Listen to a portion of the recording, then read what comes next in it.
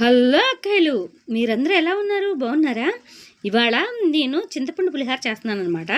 ఇదిగో చూడండి, కొంచెం ఆయిల్ వేసుకొని ఆయిల్ కాగాక వేరుశనగ గుళ్ళు ఎండుమిర్చి వేసాను. దాంట్లో తాలింపు దినుసులు జీలకర్ర, పచ్చెనపప్పు, ఆవాలు మొత్తం కలిపి ఉన్నాయి అనమాట. వేసేసాను. కరివేపాకు కూడా వద్దే వేసుకోవాలన్నమాట. పులిహారకి కరివేపాకు కూడా వేసాను. బాగా కాగింది చూడండి. కాగిన తర్వాత చింతపండు కొంచెం గుజ్జల్లే పిసుక్కున్నాను అనమాట. పిసుకొని రసం కొద్దిగా దాంట్లో యాడ్ చేస్తున్నాను. యాడ్ చేసేసిన తర్వాత శుభ్రంగా ఉడికిపోద్ది అనమాట. ఉడికిపోయిన తర్వాత వైట్ రైస్ తీసుకొని పక్కన చల్లారి పెట్టుకోవాలి. దాంట్లో కొద్దిగా బెల్లము, కొద్దిగా అల్లము, కొద్దిగా పసుపు.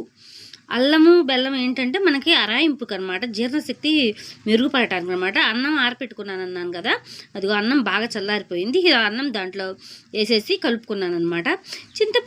చింతపండు పులిహార రెడీ. కానీ అది చేస్తున్నాను కదా, ఎప్పుడెప్పుడు తిందామా అని ఎదురు చూస్తున్నాను. ఎండుమిర్చి అయితే మన పంటి కింద నలుగుతూ ఉంటే చాలా టేస్ట్గా ఉంటుంది. ఏండ్లే మేము చేసుకోమా పులిహార అని అంటారేమో, నేనైతే కొత్త అండి చేయటము, అందుకని చెప్పి నాకు బాగా అనిపించింది అనమాట.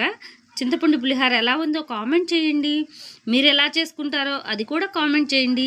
కానీ సూపర్గా ఉంది. కాకపోతే ఏమైందంటే దాంట్లో ఉప్పు తక్కువైంది. ఉప్పు వేయటం మర్చిపోయాను అనమాట.